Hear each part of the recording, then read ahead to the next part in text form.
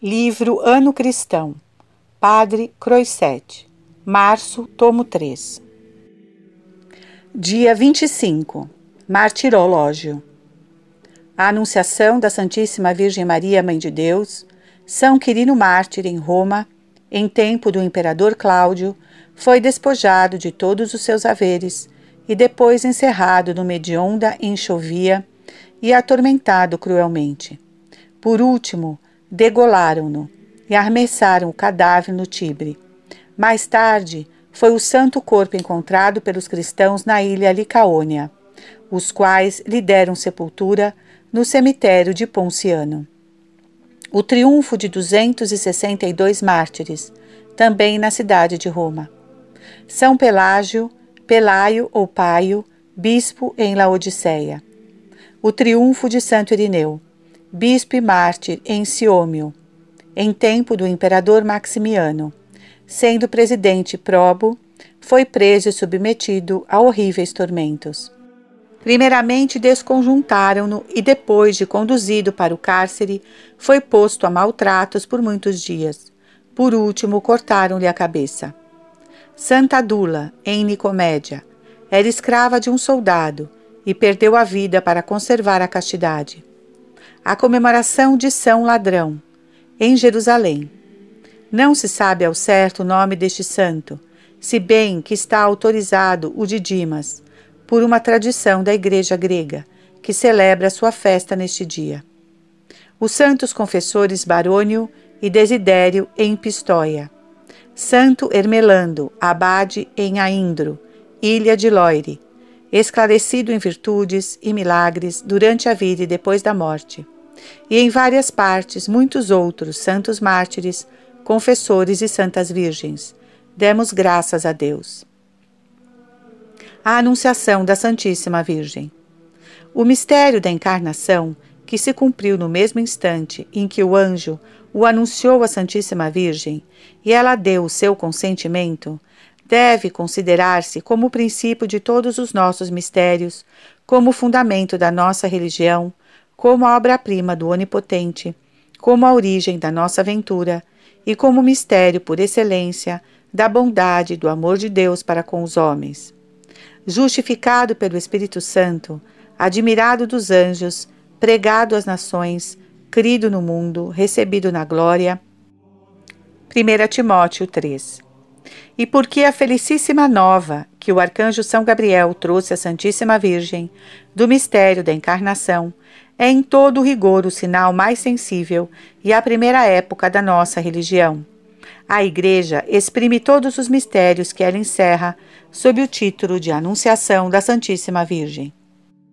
Tendo chegado, enfim, o ditoso momento destinado desde toda a eternidade para a reconciliação dos homens com Deus, aquele mesmo arcanjo Gabriel, que 400 anos antes havia predito ao profeta Daniel o advento e a morte do Messias, e aquele mesmo também que 6 meses antes havia anunciado o nascimento do que devia ser seu precursor, foi enviado por Deus a uma virgem chamada Maria, da tribo de Judá e de sangue real, porque era descendente da casa de Davi.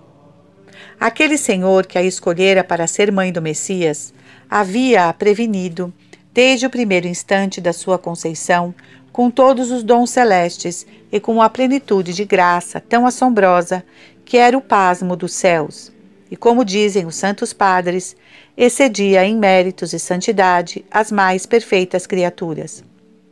Posto que por uma virtude, até então, sem exemplo, havia consagrado a Deus com voto a sua virgindade, quis a divina sabedoria que ela esposasse um varão justo chamado José, da mesma casa de Davi, para ser guarda da honra, testemunho e protetor da sua pureza, tutor e pai putativo do filho que havia de nascer só dela. Vivia esta virgem em Nazaré, pequena cidade da Galileia. Foi ali onde lhe apareceu o arcanjo São Gabriel, ao tempo de São Bernardo, em que, retirada da vista e comércio das criaturas, se imolava ao seu Deus no fervor da mais sublime contemplação. Este enviado celeste, cheio de respeito e veneração, à vista daquela que já considerava como sua rainha soberana, saúda por estas palavras: Deus te salve, cheia de graça, o Senhor é contigo. Bendita és tu entre as mulheres. Saudação que compreendia o mais pomposo e magnífico elogio que podia dar-se a uma criatura, porque era assegurar-lhe que ela estava cheia dos dons do Espírito Santo, que possuía todas as virtudes em supremo grau, e que nem o céu, nem na terra, havia criatura mais agradável aos olhos de Deus. A repentina vista de um anjo em figura de homem causou a princípio alguma turbação à mais pura das virgens. Encheu-se de rubor o seu virginal semblante e o seu coração de sobressalto. Mas o anjo, que notou aquela turbação, a tranquiliza, dizendo: Não temas, Maria, porque achaste graça diante de Deus. Este Senhor quer que sejas mãe de um filho, mas sem detrimento da tua virginal pureza. Conceberás no teu ventre e darás à luz esse filho, e o chamarás pelo seu nome Jesus. Ele será grande e será chamado Filho do Altíssimo, e o Senhor Deus lhe dará o trono de Davi, seu pai. Mas não ascenderá ao trono por direito de sucessão, porque a sua soberania é-lhe devida por título bem diferente. Como filho de Davi, dominará sobre os povos de todo o universo. A sua coroa não será da mesma natureza dos reis da terra. Fundará uma monarquia. Na igreja de Deus vivo, na misteriosa casa de Jacó, reinará sem sucessor, pois que o império deste grande monarca não reconhecerá outros limites em sua extensão que os de todo o universo, nem outro termo na sua duração que o da eternidade. É fácil de conceber quais foram então os sentimentos da mais humilde de todas as criaturas. Não podia compreender que Deus tivesse posto os olhos nela para o cumprimento de tão alto e assombroso mistério. Além disso, a qualidade de mãe assustara. Tanto era o apreço em que tinha o puro estado de virgem. Foi o que a obrigou a perguntar ao anjo: Como se fará isso? Pergunta, de Santo Agostinho, que a Puríssima Virgem não formularia se não tivesse feito voto de perpétua castidade. Então, o anjo, para sossegar, lhe declarou que só Deus seria pai do filho de que ela havia de ser mãe, que conceberia do Espírito Santo, o qual, sendo a virtude do Altíssimo, formaria miraculosamente o fruto que havia de nascer das suas entranhas, tornando mais pura ainda a sua virgindade. E finalmente que o filho, que nasceria dela, havia de chamar-se e seria verdadeiramente o Filho de Deus, em quem residiria corporalmente toda a plenitude da divindade, todos os tesouros da santidade e da sabedoria divina. E em testemunho desta verdade, acrescentou o anjo: leva ao teu conhecimento a maravilha que Deus acaba de fazer em favor da tua prima Isabel, a qual, na sua avançada idade, não podia já esperar ter filhos naturalmente, e contudo está grávida de 6 meses, porque nada é impossível ao Onipotente. E aquele que pôde dar um filho a uma anciã estéril, também pode fazer mãe uma virgem, sem que ela deixe de ser virgem. Enquanto o anjo falava, Maria sentiu-se interiormente iluminada por uma luz sobrenatural, que lhe fez compreender toda a economia e todas as maravilhas deste inefável mistério. E, aniquilando-se diante de Deus, exclamou: Eis aqui a escrava do Senhor, faça-se em mim segundo a tua palavra. Logo desapareceu o anjo, e naquele feliz momento, o Espírito Santo formou do sangue puríssimo da Santíssima Virgem um corpo soberanamente belo, e criando ao mesmo tempo a mais perfeita das almas, uniu o corpo e a alma substancialmente à pessoa do Verbo. Et verbum carum factum est. E o Verbo, por meio desta substancial união, se fez carne. Neste momento, todos os anjos adoraram o homem-Deus. Neste momento, converteu-se em templo do Verbo encarnado, o ventre da mais pura de todas as virgens.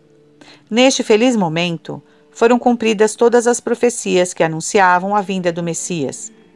Diz São Gregório de Neo-Cesareia: então se verificou o oráculo de Davi.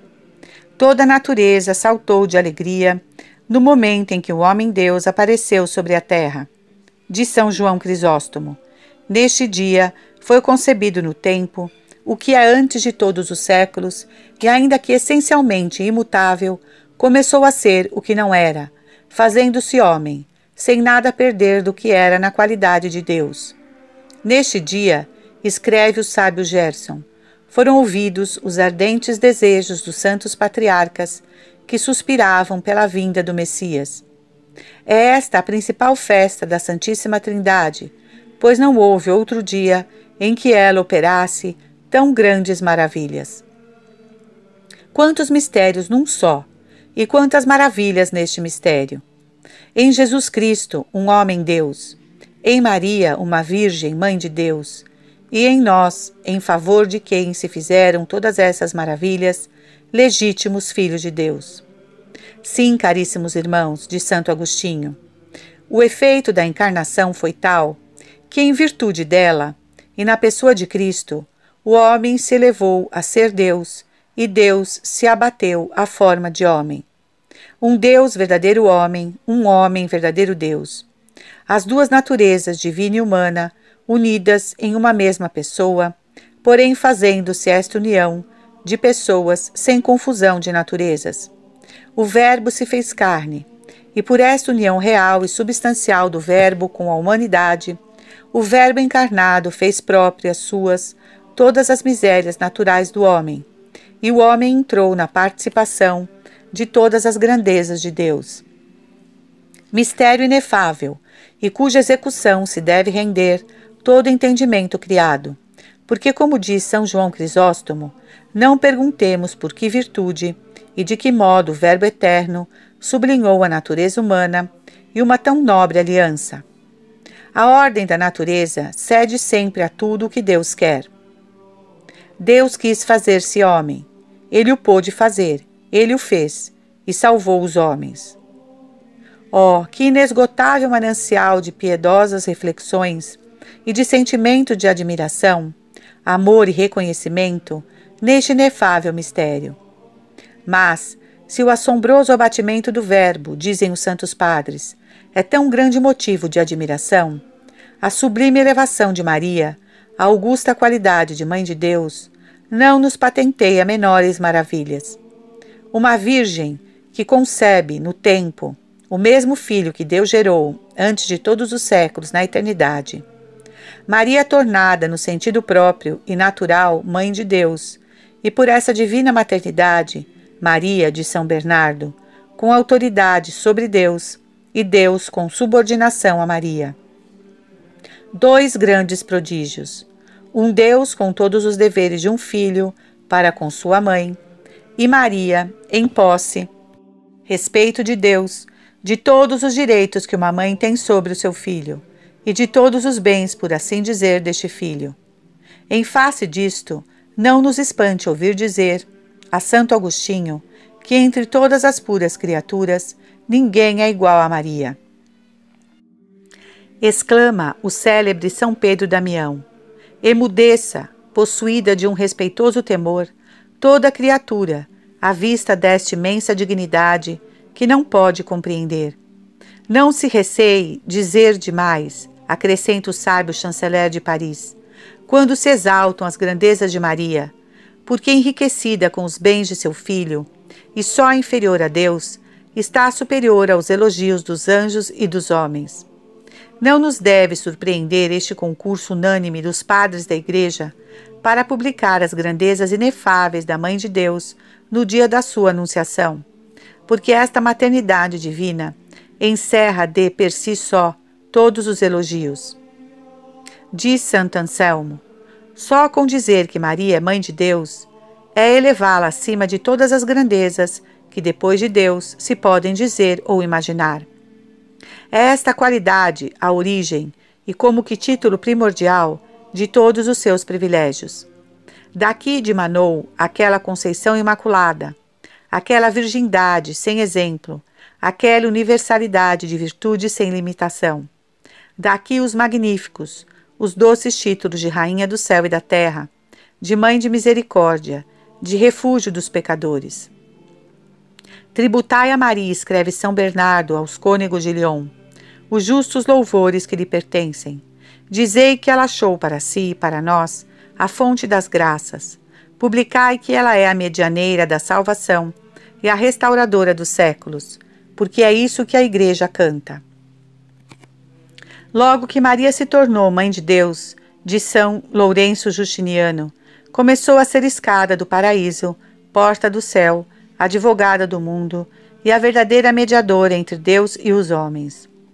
Há apóstolos, exclama Santo Anselmo, há patriarcas, profetas, mártires, confessores, virgens, todos esses são poderosos intercessores perante Deus, e conto muito com a sua poderosa intercessão. Mas, Virgem Santa, o que todos esses podem, juntos convosco, vós só podeis sem eles.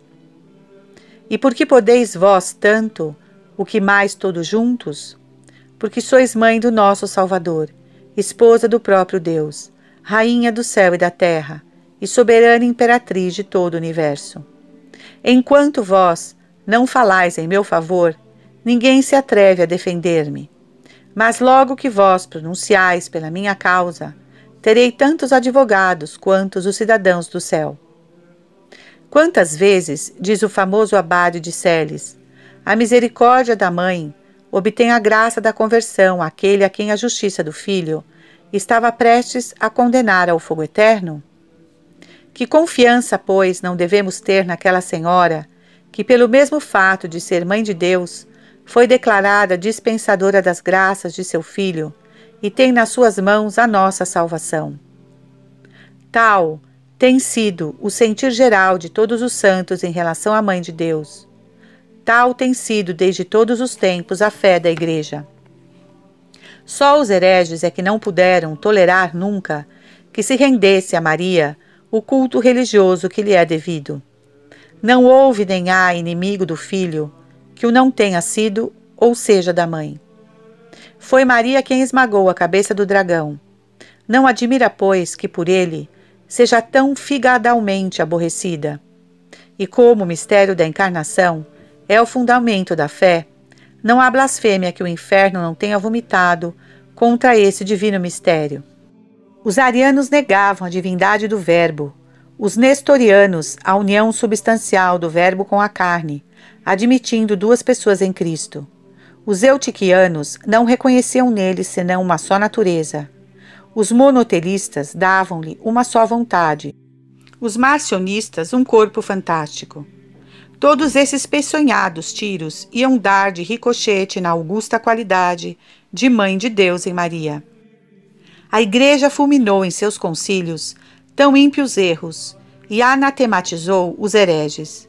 Entre estes, nenhum se declarou com maior furor contra a maternidade divina que o ímpio Nestório.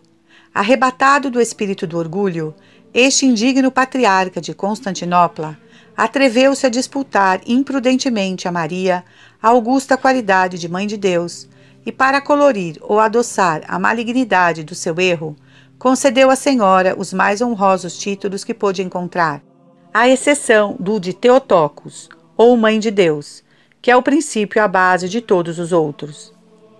Reconhecendo a Igreja que negar esta indisputável excelência à Virgem era lançar por terra o mistério da encarnação, tomou a defesa deste ponto essencialíssimo, com toda a força e ardor do seu zelo. Reuniu o célebre concílio de Éfeso no ano de 431, em que Nestório foi excomungado e degradado, e todos os seus erros anatematizados, ficando definido como um dos principais artigos de fé que Maria é verdadeira Mãe de Deus, no sentido natural e rigoroso do termo, sem que este dogma, tão antigo como a própria Igreja, pudesse sofrer interpretação maligna, declarando-se que o termo Theotokos seria tão consagrado e característico contra a heresia de Nestório, como já o era o consubstancial contra os erros de Ário. Não se pode imaginar o aplauso e o regozijo com que foi recebida esta definição na Igreja Universal para a glória da Santíssima Virgem. É justo que não deixemos em silêncio as demonstrações de júbilo que se fizeram em Éfeso no dia em que ela se publicou. Chegado, pois, este dia, todo o povo abandonou as suas casas e tomou as ruas e praças, aglomerando-se imensa multidão ao redor do famoso templo dedicado a Deus em honra da Virgem, onde estavam reunidos os padres do concílio. Logo que se publicou a decisão e se conheceu que Maria era mantida na justa posse do título de Mãe de Deus, toda a cidade estremeceu com festivas aclamações e gritos de entusiástica e devotíssima alegria. E estes transportes de inexprimível regozijo foram tão vivos e tão universais que, ao saírem os padres para suas casas, todo o povo os conduziu em triunfo, aclamando-os e cobrindo-os de bênçãos. Pelas ruas por onde eles seguiam, queimavam-se plantas aromáticas. Milhares de archotes os rodeavam. O júbilo rasava pelo delírio. Nada faltou à pompa deste regozijo comum, nem ao esplendor da gloriosa vitória que Maria acabava de alcançar sobre os seus inimigos, que o eram não menos de seu Santíssimo Filho. Tão verdade é, exclama São Boaventura, que o culto religioso da Mãe de Deus foi sempre comum a todos os cristãos. Nasceu com a Igreja a devoção à Santíssima Virgem, e em todos os tempos foi olhada como um sinal visível de predestinação. Esta não é, de modo algum, acrescenta São Bernardo, uma presunçosa confiança que fomente a relaxação. É um religioso culto, é uma piedosa confiança, funda na poderosa proteção da Mãe de Deus e sustentada por uma vida ordenada e cristã. O fim desgraçado do ímpio Nestório foi um anúncio do que devem esperar todos os que se declaram inimigos da Santíssima Virgem. Crê-se que foi neste Santo Concílio de Éfeso que São Cirilo, que o presidiu em nome do Papa São Celestino, compôs juntamente com os outros padres aquela devota oração à Mãe de Deus que a Igreja adotou depois. Santa Maria, Mãe de Deus, rogai por nós, pecadores, agora e na hora da nossa morte. Amém. Foi em todos os tempos muito célebre na Igreja a festa da Anunciação. Quando Santo Agostinho vivia, já estava fixada no dia 25 de março, no qual diz este santo padre, se crê, por antiga e venerável tradição, que Jesus Cristo foi concebido e veio a morrer. O 10º Concílio de Toledo, celebrado no ano de 656, chama a solenidade deste dia a festa por excelência da Mãe de Deus, a grande festa da Virgem. Pois que outra festa da Mãe de Deus, dizem os padres deste concílio, é maior do que a encarnação do Verbo? A incompatibilidade do luto da Igreja, num tempo de paixão e penitência, em que ordinariamente cai a Anunciação, com a alegria e solenidade que convém a esta grande festa, levou os padres do referido concílio a transferi-la para o tempo do Advento, em que o ofício divino é quase todo do mistério da encarnação e da anunciação da Virgem. A Igreja de Toledo fixou-a no dia 18 de dezembro e a de Milão no domingo que precede imediatamente a festa do Natal. Mas como a Igreja Romana a restituísse no século IX, o seu dia próprio, quase todas as outras igrejas, se conformaram com ela, se bem que a maior parte não deixou de celebrar também uma festa particular em honra da Santíssima Virgem no dia 18 de dezembro, com o título de Expectação de Nossa Senhora, de que ainda se reza. Na própria Inglaterra, não obstante o funesto cisma, continua a observar-se no dia 25 de março, como dantes, a festa da Anunciação, que é uma das de preceito, e se celebra com jejum, vigília, ofício público e uma coleta particular. Começa neste dia o ano eclesiástico. São muitas as ordens religiosas que se honram com o distintivo da Anunciação de Maria. Os servitas, os servos da Santíssima Virgem, cujo instituto teve princípio em Florença pelos anos de 1232 e que no espaço de 5 séculos tem dado muitos santos ao céu e grandes homens à Igreja. Denominaram-se da Anunciada ou da Anunciação. E, na verdade, nenhum título convém melhor a uma ordem especialmente dedicada a servir e honrar a Virgem do que este, que está significando o feliz momento em que ela se tornou Mãe de Deus. Na França e na Itália, há religiosas que têm o mesmo nome, chamadas também celestes ou monjas azuis, por andarem vestidas de azul.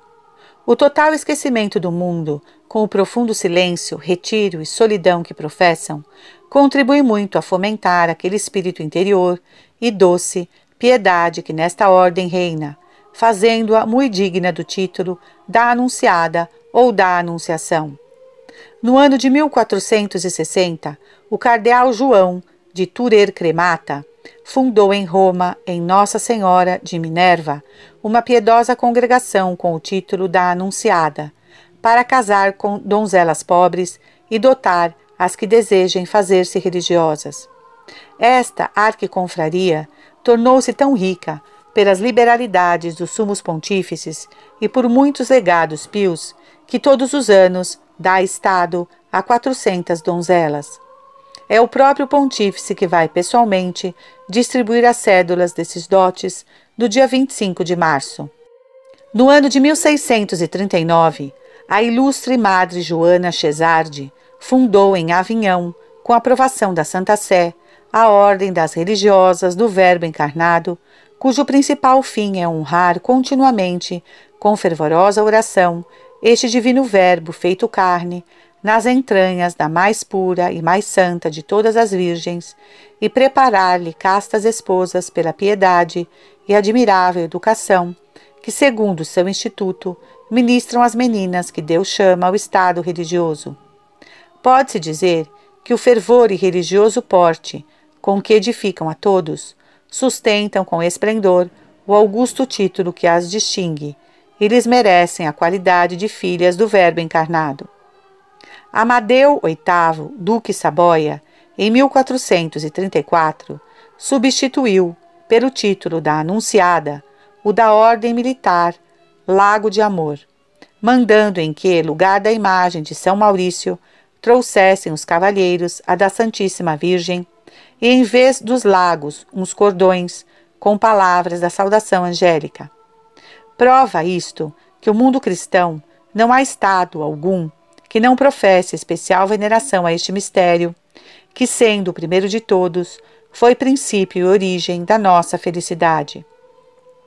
O mesmo espírito de devoção e reconhecimento moveu o Papa Urbano II a ordenar, no ano de 1095, no Concílio de Clermont, a que ele presidiu em pessoa, que todos os clérigos rezassem o ofício parvo de Nossa Senhora, introduzido já entre os monges por São Pedro Damião, e que 3 vezes ao dia, pela manhã, ao meio-dia e à noite, se tocasse as orações vulgarmente chamadas as Ave-Marias, e que em outro tempo se dizia tocar ao perdão pelas grandes indulgências que os papas João XXII, Calixto III, Paulo III, Alexandre VII, Clemente X e outros concederam aos que as rezassem 3 vezes ao dia. São Dimas, o bom ladrão. Jesus Cristo esteve na cruz, como José no cárcere, entre 2 malfeitores. Aqui, um vai para o patíbulo e o outro é posto em liberdade. Lá, um se salva e outro se perde. Grande foi sem dúvida a fé que abrigava este venturoso ladrão e grande eficácia da divina graça com que o Senhor o moveu a reconhecê-lo e confessá-lo por seu Deus. Assim consta do Evangelho de São Lucas, no capítulo 23, de que transcreveremos os versos que seguem. E um daqueles ladrões que estavam pendurados o blasfemava, dizendo: Se tu és Cristo, salva-te a ti mesmo e a nós também. Mas o outro, respondendo, o repreendia, dizendo: Nem ainda tu temes a Deus, estando no mesmo suplício? E nós outros, na verdade, justamente, porque recebemos o digno castigo das nossas obras, mas este nenhum mal fez. E dizia Jesus: Senhor, lembra-te de mim quando entrares no teu reino. E Jesus lhe respondeu: Em verdade te digo, hoje estarás comigo no paraíso. Tão solene promessa teve o seu cumprimento mais completo. No mesmo dia e hora em que o Filho do Eterno satisfez por todo o gênero humano na árvore da cruz, o venturoso Dimas desceu ao seio de Abraão, onde, reunido aos que ali estavam, festejou a gloriosa ressurreição de Jesus Cristo, que reabria de par em par as portas da glória e pelas quais entrou e foi receber o prêmio da sua fé. São Paio ou Pelágio. Tudo o que pudermos averiguar da vida de São Paio ou Pelágio reduz-se ao que segue. Na sua juventude, contraiu matrimônio, e ambos os cônjuges prometeram guardar castidade, promessa que cumpriram religiosamente. Passados 3 anos, resolveram de comum acordo separar-se, para cada qual se entregar livremente à oração e à penitência. A virtuosa esposa retirou-se com outras mulheres para uma solidão, e o nosso santo, que a uma grande vida reunia profunda ciência, foi ordenado sacerdote e mais tarde bispo de Laodiceia. O seu zelo apostólico e relevantes qualidades acarretaram-lhe muitas perseguições e trabalhos, entre os quais um longo e penoso desterro. Pregou muitas vezes e exercitou as mais altas virtudes, principalmente a da caridade. Morreu no Senhor em tempo do imperador Valente. Missa. A oração da missa é a que segue. Ó Deus, que quisestes que o Verbo tomasse carne no ventre da Santíssima Virgem, logo que o anjo lhe anunciou o mistério, concedei-nos, por seus rogos, que assim como firmemente cremos e confessamos que ela é a verdadeira Mãe de Deus, assim também nos favoreça para convosco a sua soberana intercessão, por nosso Senhor Jesus Cristo. Epístola. A epístola é do capítulo 7 do profeta Isaías. Naqueles dias, falou o Senhor a Acás, dizendo: Pede ao Senhor teu Deus que te faça ver um prodígio, ou do profundo da terra, ou do mais alto do céu. E Acás disse: Não o pedirei, e não tentarei o Senhor. E Isaías disse: Ouvi, pois, casa de Davi. Porventura é pouco para vós molestar os homens, senão que sois molestos também ao meu Deus?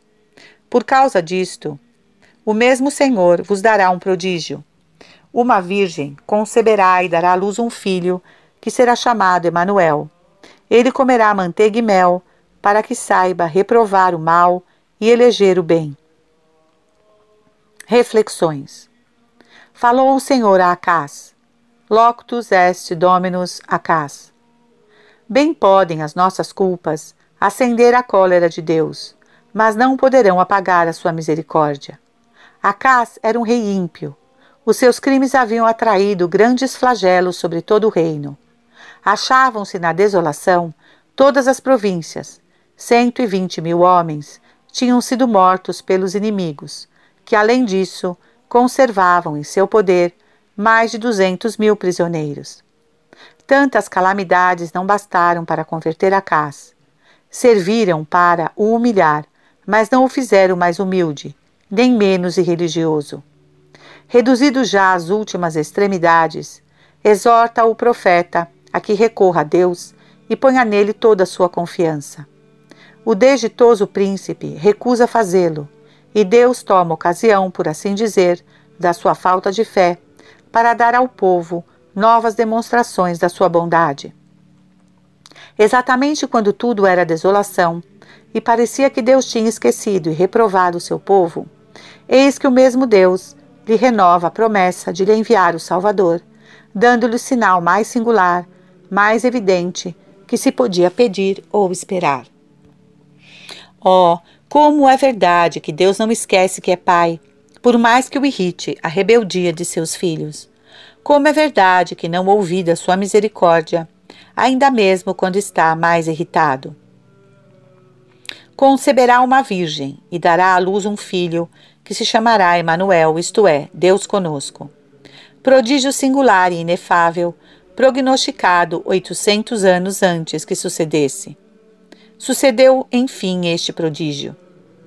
A resposta de Maria ao arcanjo São Gabriel, a admiração de José quando notou a gravidez de sua esposa, tudo demonstra invencivelmente a virgindade desta maravilhosa mãe. Concebeu Maria e deu à luz Deus feito homem, o qual foi visto sobre a terra e conversou com os homens. Pede agora um prodígio maior, ou no céu ou na terra, para afirmar a tua fé. Mas não seria um prodígio mais assombroso ainda, se a tua fé vacilasse depois de teres visto esse grande prodígio? Os infiéis são desgraçados, são bem dignos de lástima os judeus, mas os hereges serão menos rigorosamente punidos? E os cristãos libertinos e ímpios, que profanam a sua fé com a desordem dos costumes e desonram com suas obras a religião, devem esperar menor desventura? Evangelho. O Evangelho é do capítulo 1 de São Lucas. Naquele tempo, foi enviado por Deus o anjo Gabriel a uma cidade da Galiléia chamada Nazaré, a uma virgem desposada com um varão que tinha por nome José, da casa de Davi. E o nome da virgem era Maria. E entrando o anjo, onde ela estava, disse: Eu te saúdo, cheia de graça, o Senhor é contigo. Bendita és tu entre as mulheres. Quando ela o ouviu, turbou-se no seu modo de falar e cogitava que saudação seria esta. Então o anjo lhe disse: Não temas, Maria, achaste graça diante de Deus. Eis aí conceberás no teu ventre e darás à luz um filho e o chamará pelo seu nome Jesus. Este será grande e será chamado Filho do Altíssimo, e o Senhor Deus lhe dará o trono de Davi seu pai, e reinará na casa de Jacó eternamente, e o seu reino não terá fim. Então Maria disse ao anjo: Como se fará isto, porque eu não conheço varão? E respondendo o anjo lhe disse: O Espírito Santo virá sobre ti, e a virtude do Altíssimo te assombrará. E por isso também o santo que há de nascer de ti será chamado Filho de Deus. E eis aí Isabel, tua prima, também ela concebeu um filho na sua velhice, e está já de 6 meses aquela que é chamada estéril, porque para com Deus não haverá coisa alguma impossível. Então disse Maria: Eis aqui a escrava do Senhor, faça-se em mim segundo a tua palavra. Meditação sobre o mistério da encarnação. Primeiro ponto. Considera-se Deus poderia dar maiores provas do amor que tem aos homens do que fazer-se homem para lhes testemunhar mais sensivelmente o seu amor. Falemos claro. Se Deus tivesse deixado a nossa escolha que lhe pedíssemos uma prova sensível deste amor, ter-nos-ia pela mente pedir-lhe uma prova semelhante? Sonharíamos com pretender que Deus se fizesse homem e, tornando-se em tudo semelhante aos homens, lançasse para cima dele todas as nossas misérias, à exceção do pecado, para depois se compadecer mais das nossas necessidades?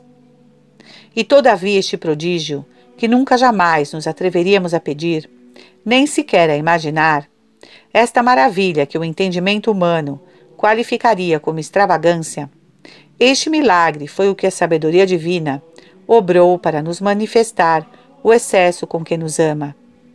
Estamos bem convencidos deste excesso do seu amor? E qual é o nosso reconhecimento? Que interessava o Senhor com nossa redenção? Que vantagem lhe adviria de se tornar semelhante a nós para nos fazer partícipes de sua glória? Ignorava porventura que vinha beneficiar ingratos?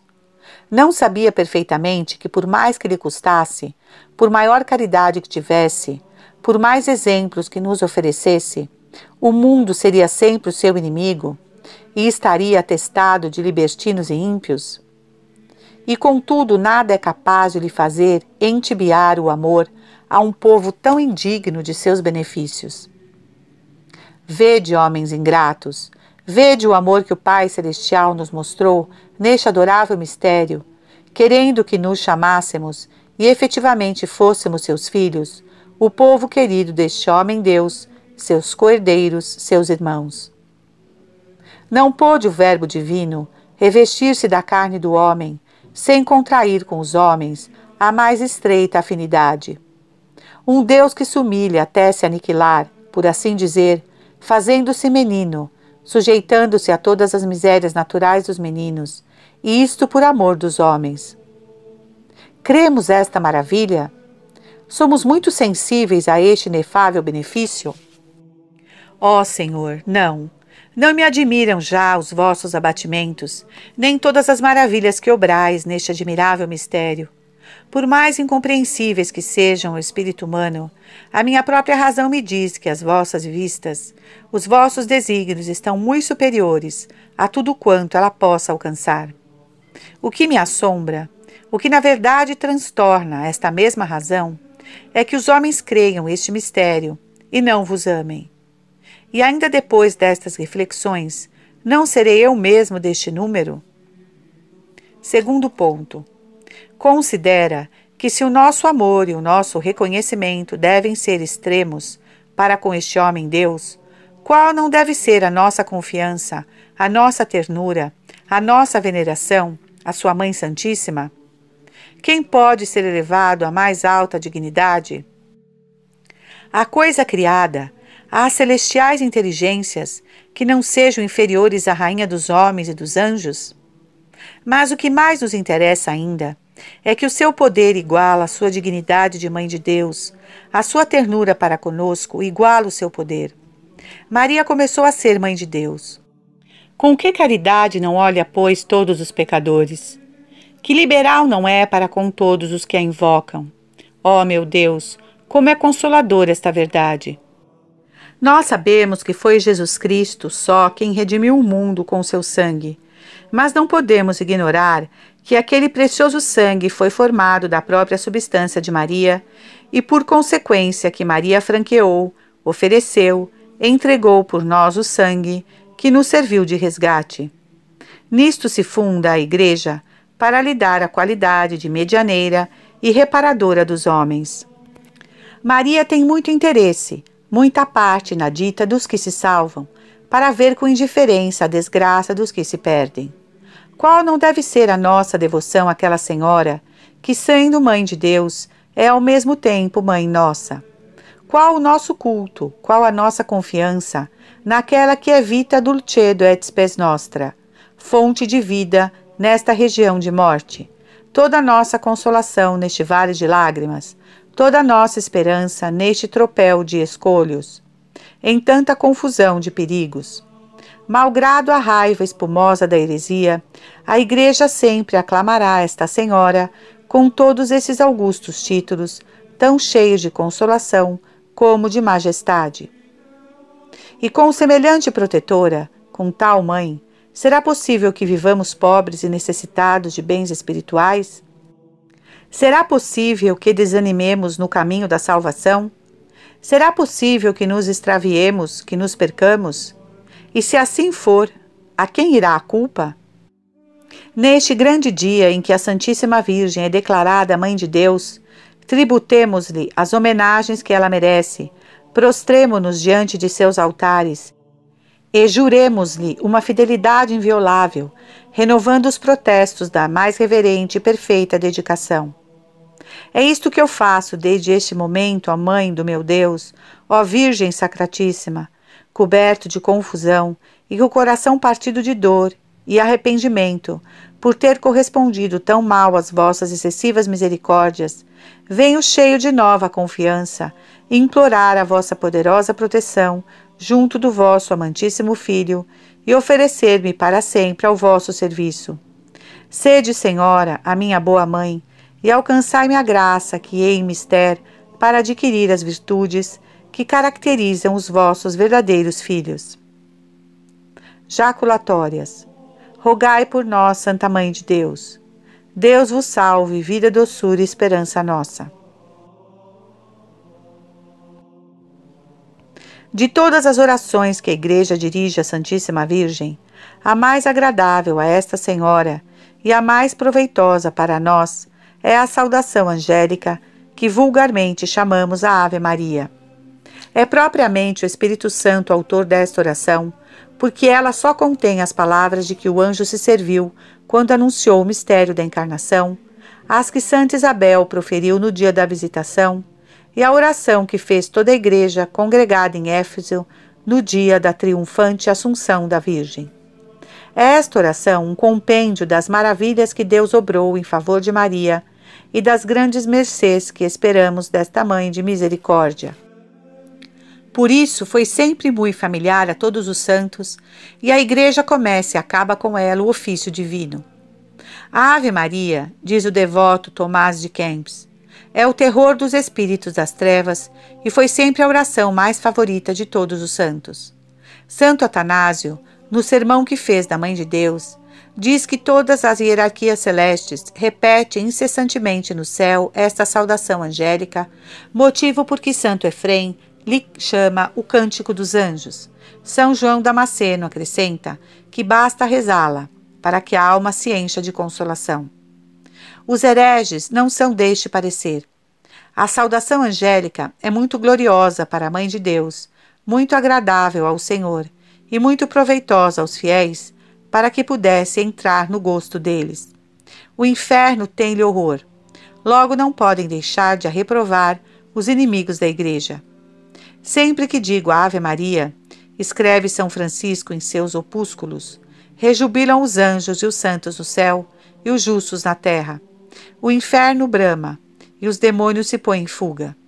Assim como a cera se derrete no fogo e o pó é dissipado pelo vento, assim os espíritos malignos debandam e desaparecem à invocação do nome de Maria. Seja, pois, de hoje em diante, a Ave Maria a tua devoção de todos os dias e mesmo de todas as horas. É uma piedosa prática rezá-la toda vez que dê horas. As pessoas virtuosas, que de tudo se aproveitam para alcançarem o céu, santificam todas as suas ações com esta oração. Ao sair e ao entrar em casa, ao principiar e ao terminar todas as ações, ao empreender algum negócio, ao despertar pela manhã ou ao deitar à noite, antes de dormir é uma devoção de São Bernardo que nos facilita 1000 bênçãos do céu. Ensina a teus filhos e teus criados, porque depois das orações de preceito, nenhuma é mais proveitosa, nenhuma é mais necessária que esta. O mistério da encarnação, de que ela é um memorial, os auxílios necessários para vivermos uma vida santa e lograrmos uma santa morte, que na Ave Maria se pedem a Deus por intercessão daquela, que é a dispensadora das suas graças, tudo isso demonstra a excelência desta oração e faz sentir a sua utilidade. Mas tem cuidado de a rezar com toda atenção, respeito e devoção que ela requer. De ordinário, a maior parte das pessoas fazem sem fruto as orações porque se acostumam a rezá-las sem atenção e sem gosto. Corrige este defeito e nunca rezes a Ave Maria sem refletir que a Santíssima Virgem, a quem saúdas como Rainha do céu e da terra, e a quem imploras como refúgio dos pecadores. 2. Em quase todo o nosso Portugal, é piedosíssimo costume tocar 3 vezes as Ave-Marias, ao amanhecer, ao meio-dia e pouco antes da noite. Dizemos em quase todo, e bom será que este quase seja eliminado, porque significa o imperdoável descuido que os reverendos párocos devem procurar que se evite. Nos lugares, pois, onde se toca as Ave-Marias, bate o sino 3 badaladas, em algumas partes 9, para divertir os fiéis que cumpram com este dever de gratidão e de religião. É uma das devoções mais antigas e mais indispensáveis da Igreja, porque sendo o mistério da encarnação a origem de todos os outros e o princípio da nossa salvação, quer a mesma Igreja que seus filhos unam as suas vozes e afetos para agradecerem ao Pai das misericórdias este insigne benefício. Em cada uma dessas vezes se rezam 3 Ave-Marias em reverência das 3 pessoas da Santíssima Trindade, razão por que em algumas partes se chama vulgarmente Trindades ao toque destas orações, por terem concorrido todos os 3 de um modo particular para este inefável mistério, e como foi na Santíssima Virgem que o mesmo mistério se operou, é em sua honra que se faz a oração. Antes da primeira Ave Maria, dizem-se estas palavras da Igreja: Angelus Domini nutiviat Maria et concepit de Spiritu Sanctum. O anjo do Senhor anunciou a Maria, e ela concebeu do Espírito Santo, nas quais se compreende toda a economia do mistério da encarnação, no mesmo instante em que o anjo anunciou à Virgem. Antes da segunda Ave Maria, dizem-se aquelas palavras da mesma Santíssima Virgem: Ecce ancilla Domini, fiat mihi secundum verbum tuum.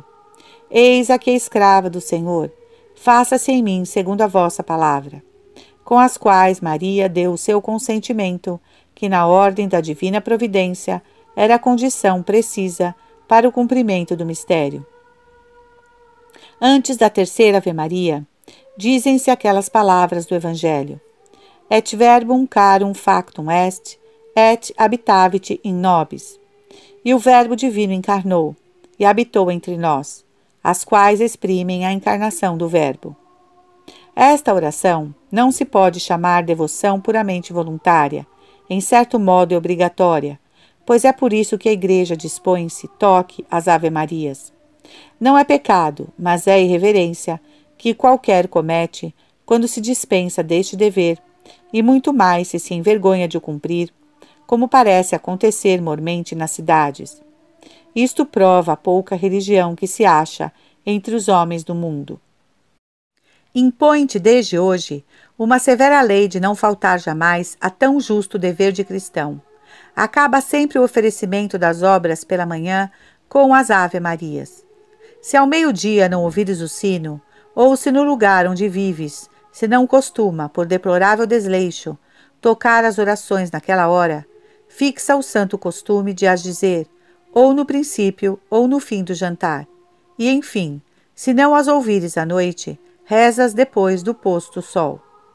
Antigamente chamava-se, ainda hoje se chama, em algumas partes, ao que das orações, o perdão, pelas muitas indulgências que têm sido concedidas a quem as rezar. Urbano II, como dissemos, achando-se no concílio de Clermont, em 1094, mandou que se tocasse as orações todos os dias. João XXII, estando em Avignon, concedeu 20 dias de indulgência aos que a rezassem. Calixto III aumentou o número dessas indulgências para aumentar a devoção. Paulo III ainda as ampliou mais.